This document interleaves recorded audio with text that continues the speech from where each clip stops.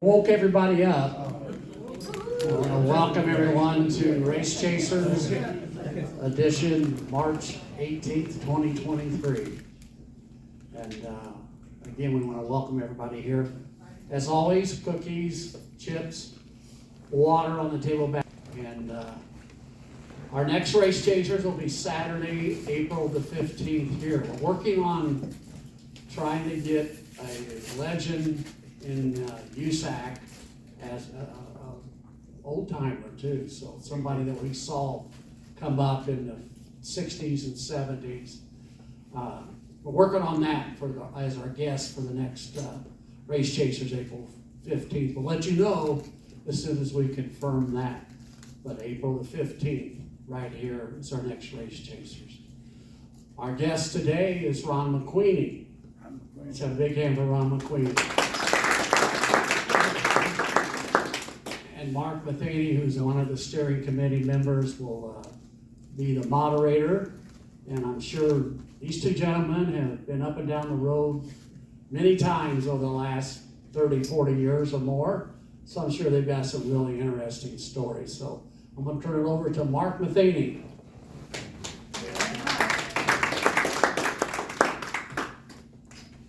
I'm just going to do the introductions and let Ron do the talking. I've known Ron since the 70s, since he was first appointed as the director of photography for the Indianapolis Motor Speedway. Wow, that's been a while, a day or two. A couple of years ago.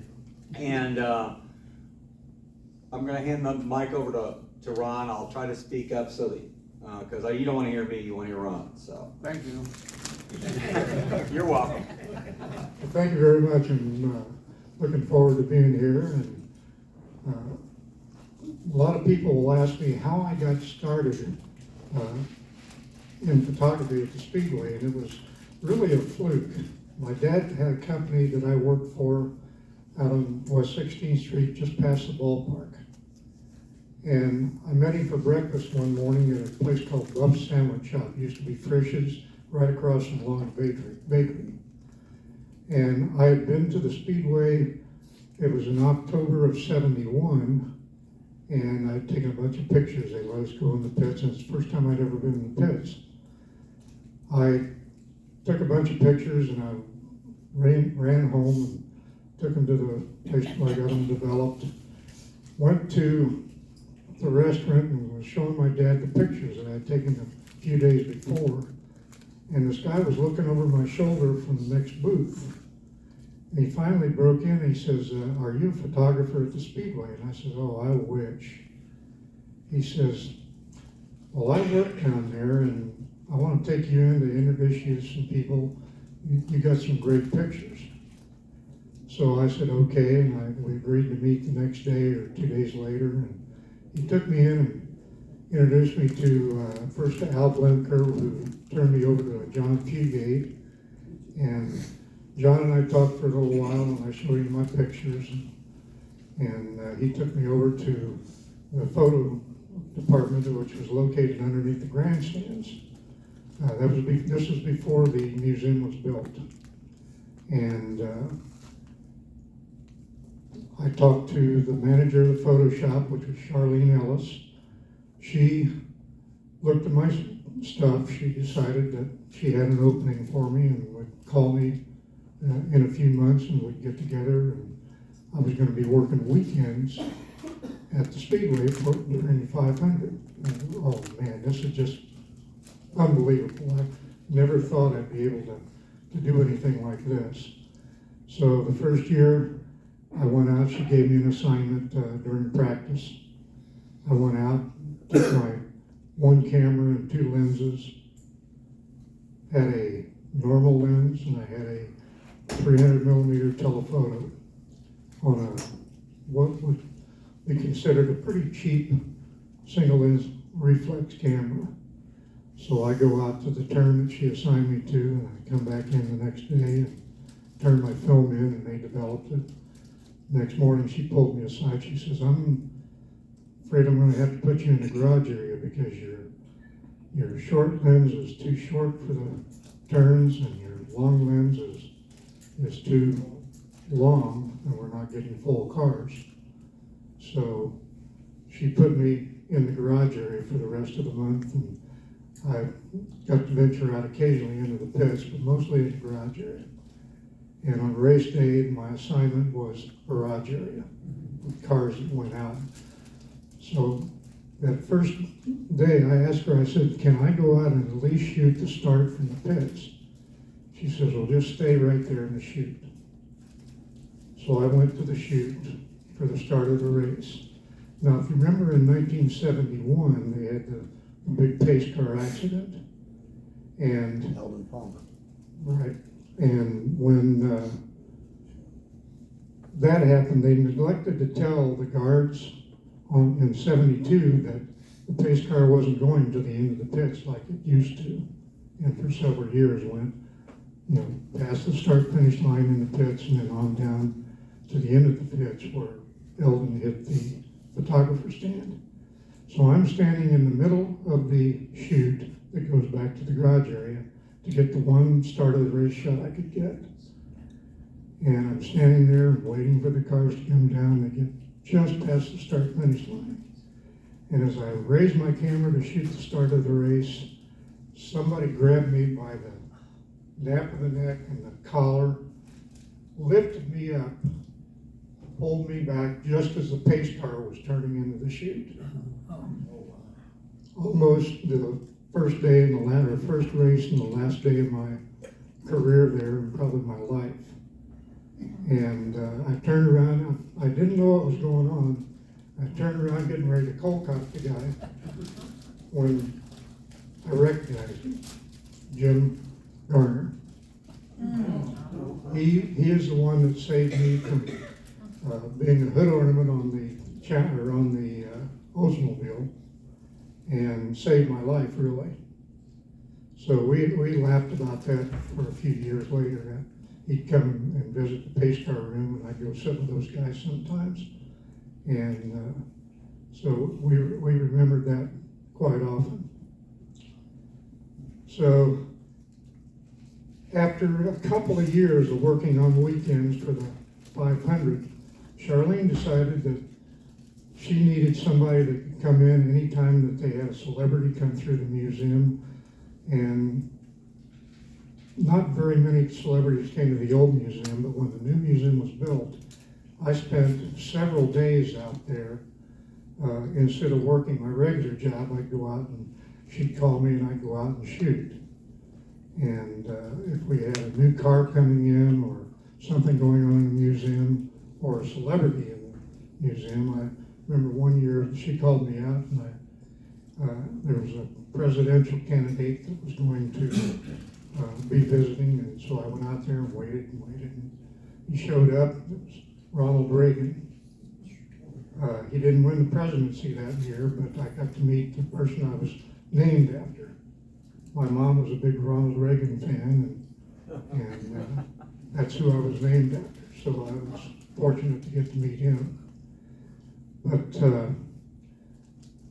in 1977, actually in 1976 late, I had got a call from my neighbor who worked in the dark room at the photo shop, and she says, you need to get a portfolio together and bring it into the Speedway, because I think Charlene is going to leave and move to Phoenix, and there's a bunch of people that want this job, and you might want to try for it. So yeah, like I never had a chance for that. There were 8 of us trying for the job, and I knew most of them, and I didn't think I had a snowball's chance in hell to have a chance at it. So I went and interviewed with Al Blemker, who would have been my boss, and in a couple of weeks I get a phone call from Al's office telling me to come back in for a second setting. I did. He asked me when I could start. He said, you name the date and I'll be here. So I took over January 5th of 1977, and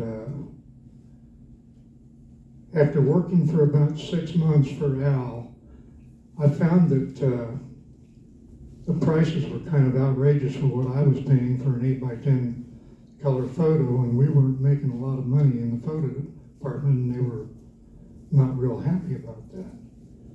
So I went to Al and told him, I said, I can get these photos done a lot cheaper than what we're paying now. Well, you can't move from here because it's not, we have a relationship with the company we're dealing with.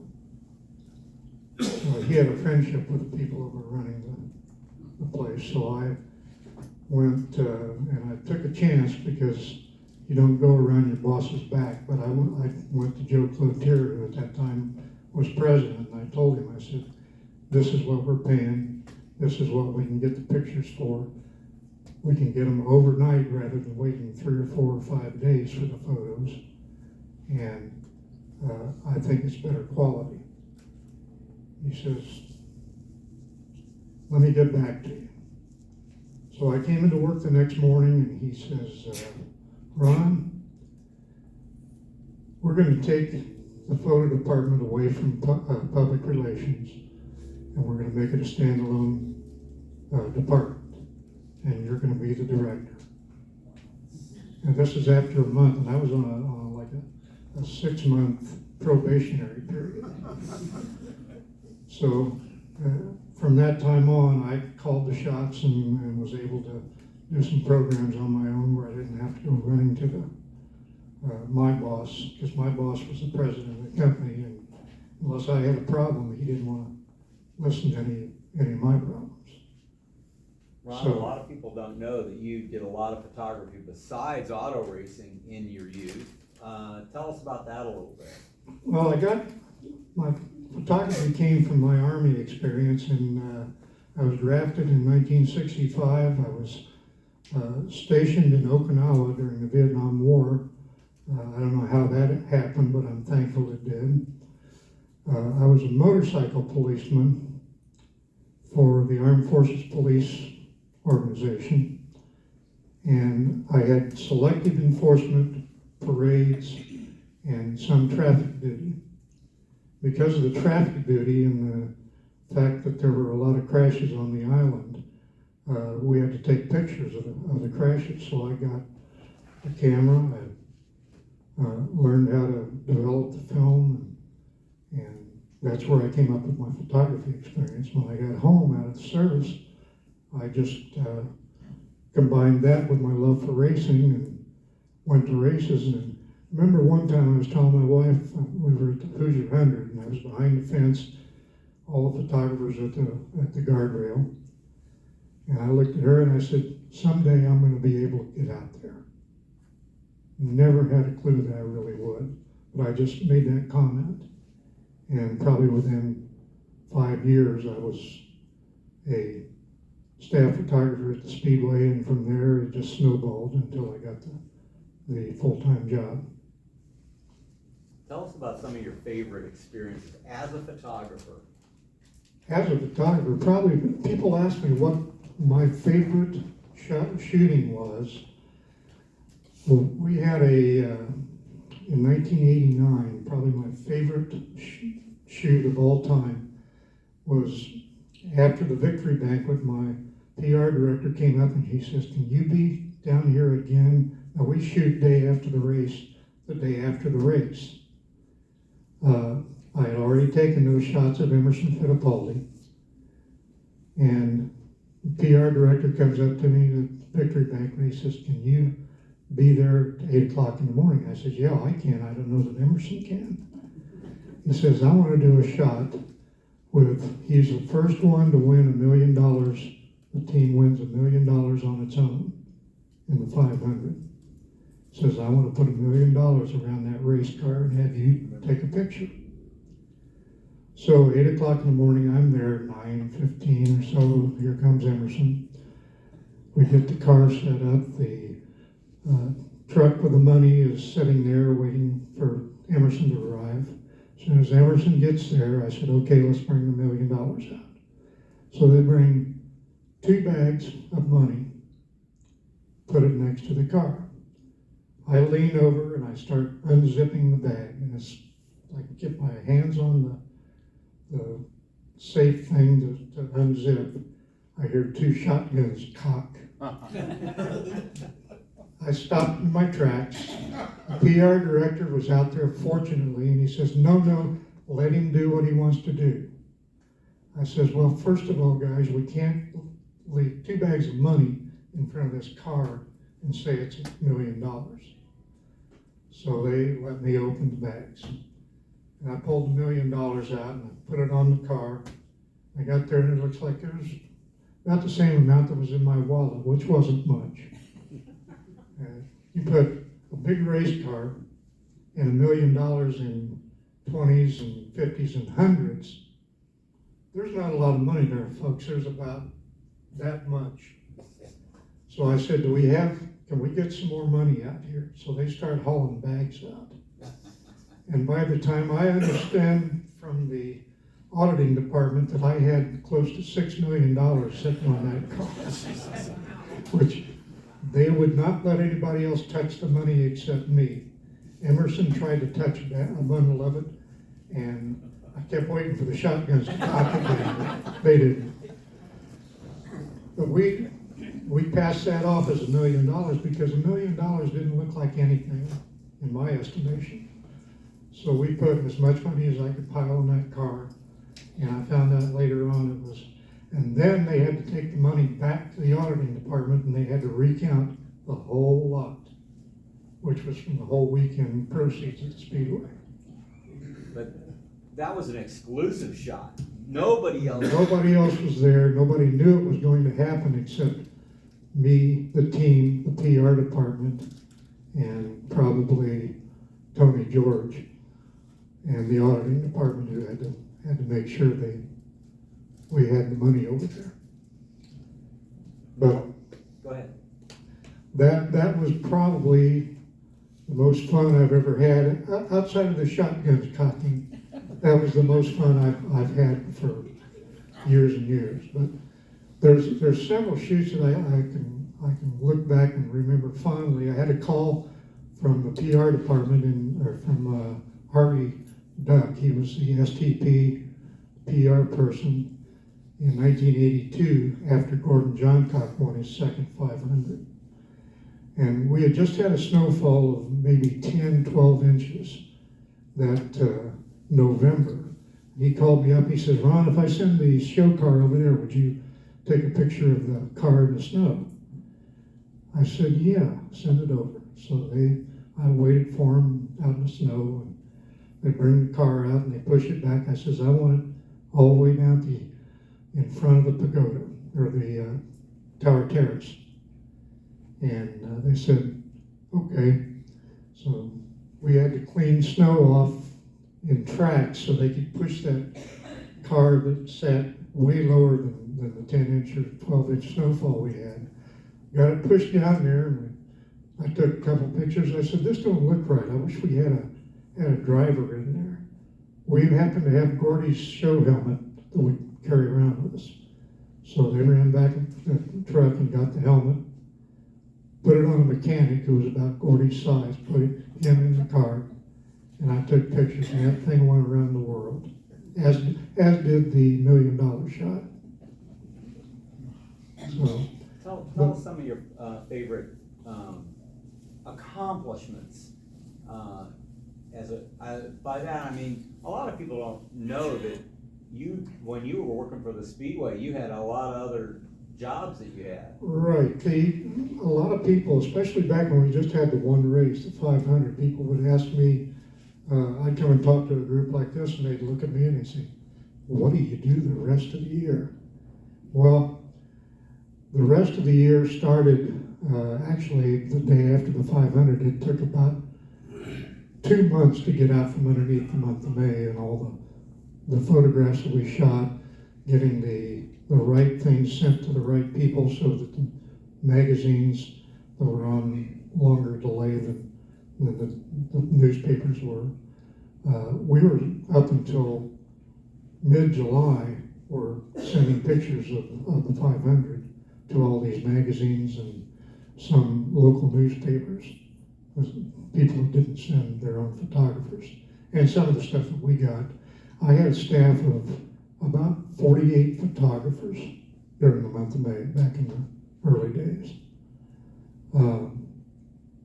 So we did a lot of work, plus we had celebrities coming to the museum. We had to take care of that. New cars, we did a lot of car shots.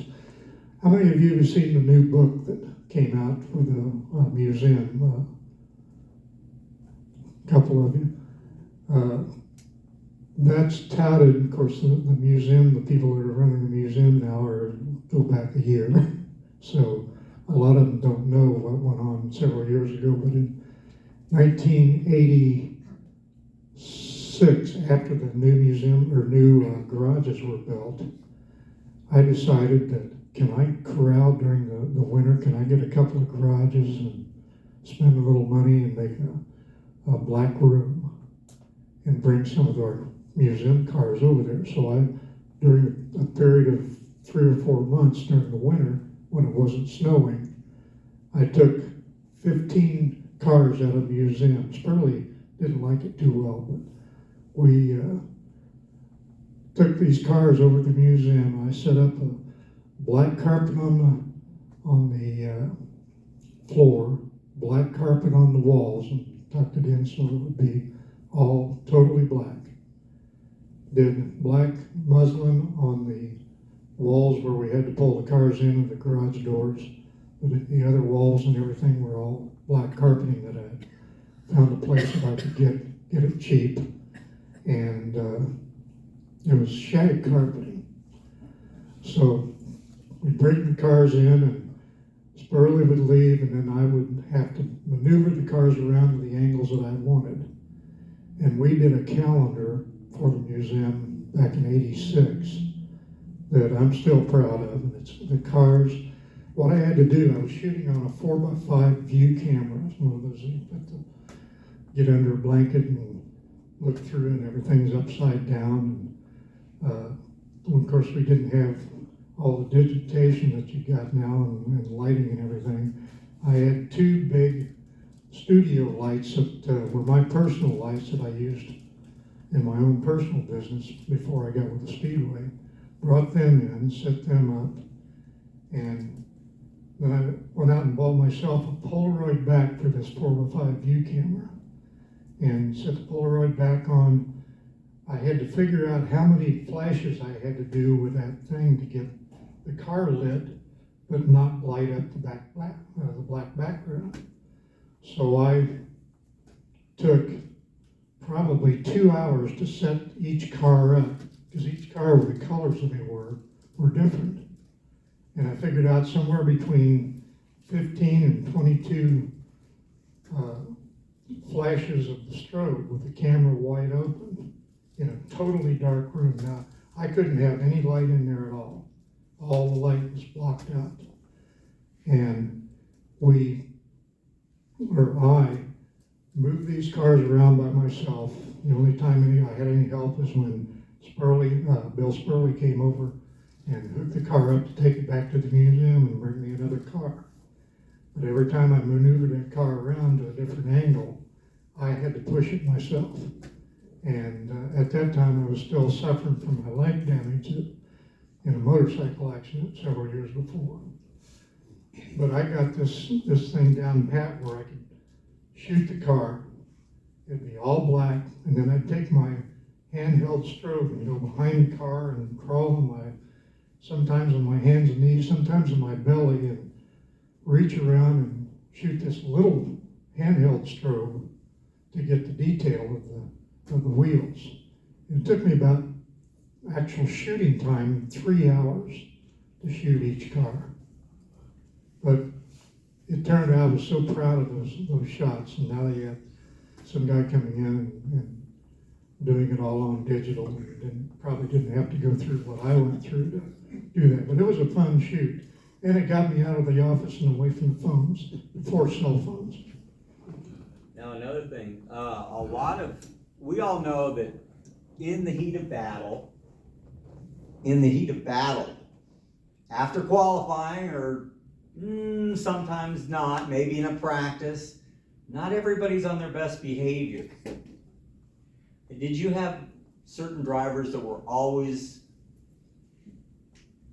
a certain way, or did you have any drivers that were particularly difficult, or any crew members or owners?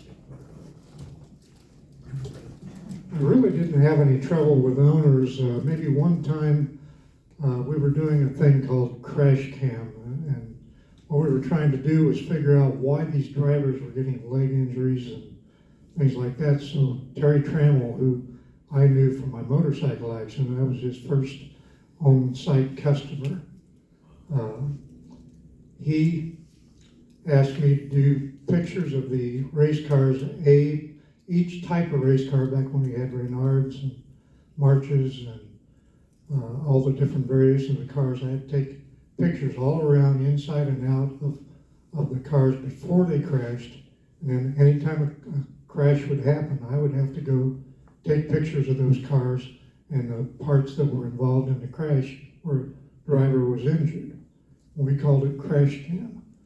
What it was we were taking those images and putting them in a computer, or GM was, and trying to figure out what they could do to make those cars more solid so that they wouldn't hurt the drivers as they went into these crashes. And the bulkheads came from me doing these shots, and several others, like some of the leg injuries we were getting, the parts from the suspension were going through the tub and getting into the driver's foot box and areas like that. So we did extensive studies on that, and starting with me going out to the scene, or when they pulled the car into the what we call the boneyard, I'd go through those. And I only had one trouble with an owner, and that was Mr. Foyt. And he said I was not going to take a camera and get inside his cars. That's that. And I looked at him and I said, well, sir, if I can't do that, then I can't do my job, and you can't take your race cars out on the racetrack. He looked at me and he says, who says? I said, Mr. Barnhart, who was at that time the chief steward. And I suddenly got access to his cars. I never had a problem with going in anytime his cars would crash. And him and I actually became friendly. Let's not say friends. We were friendly after that. Similar situation in about 1986, 85 or 86, happened with Mr. Penske.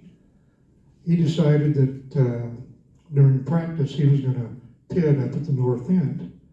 And at the last break, where his cars were past this break, he wasn't going to allow photographers up there because he didn't want his secrets to be known.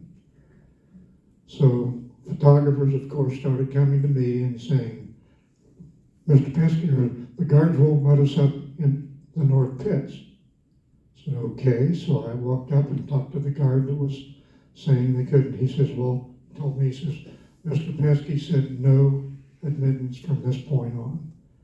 I said, well, I'll go out and talk to him. Roger was talking to Rick Mears out on what was then the grassy strip of land between the racetrack and the pits. And I went out there and waited for them to get done with their talk. Walked up to Roger and I said, Mr. Penske, reintroduced myself. He knew who I was. I reintroduced myself. I said, you can't not let photographers go past this point. You own that pit area that you're pitted in, even during practice. So if you don't want them in your pit area, behind the wall or 3 feet out to that yellow line.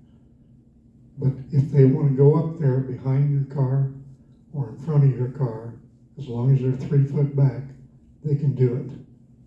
And he got mad and he started yelling at me. Of course, it was over the sound of the cars, so I'm going to give him that he wasn't yelling to be mean. He was telling me that I shouldn't be telling him what he couldn't do. I said, well, Mr. Penske, I'll probably regret this later on, but or I thought I would. I said, Mr. Penske, you don't own this racetrack. The Indianapolis Motor Speedway does, and I represent the Indianapolis Motor Speedway photographers and all photographers in this operation. And I say that they can go, if they have to go past your car, that's fine, but they can go in pits. I got called on the carpet for that evening with Roger. I think it was Joe Cloutier, and I think Steve Krislov, who was the vice president at that time, was the three people besides myself in this room. It was in Joe's office. And I figured that was the end of my career there at the Speedway after a few years. I told Joe, I spoke and told him my situation. Roger talked to him, kind of talked to him a little bit more in private. Joe looked up at me, he says, Ron, you're director of photography. You have control of photographers. We have control of that pit area. Roger can keep his area right immediately around his car. But you're right, Roger's wrong. Woo! 2 weeks later, I get a call from Vice President of Penske's race team, Dan Luganville.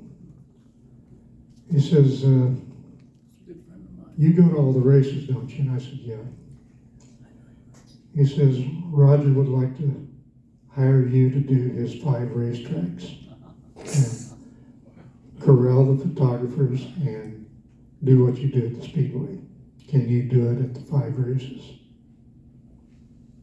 I said, yeah, I'd be happy to. So we sat down, we made a monetary deal, and up until the IRL was formed, I worked for the Indianapolis Motor Speedway, but I also worked on the kart circuit. Because of that and a couple of other instances that I had tracks that wanted me to do their corral their photographers, I did, of the 17 kart races basically every year, I had control of about 14 of them. 3 of them, one of them was Phoenix, that Steve DeGeorgis wouldn't give up any control over anybody. And a couple others that I really didn't want to do, like Long Beach. California's a whole different country.